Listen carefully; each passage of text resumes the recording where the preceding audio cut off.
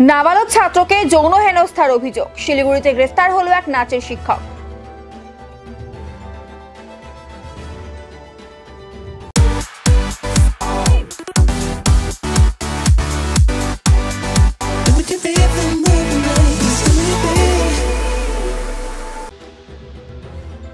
অভিযুক্ত শিক্ষকের নাম শুভম ঘোষ, শিলিগুড়ি পুর নিগমের 7 নম্বর ওয়ার্ডের বাসিন্দা। জানা গিয়েছে, গত 24শে ফেব্রুয়ারি ওই ছাত্র নাচ শিখতে গিয়েছিল শুভম ঘোষের কাছে।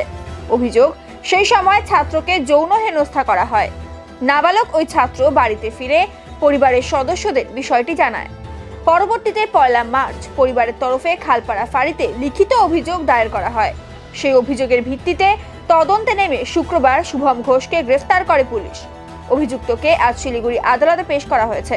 গোটা ঘটনার তদন্তে পুলিশ। কিছু বলবা? আমি সম্পূর্ণ নির্দোষ। তো তোমার উপরে এই ধরনের কেন ফাঁসানো হয়েছে?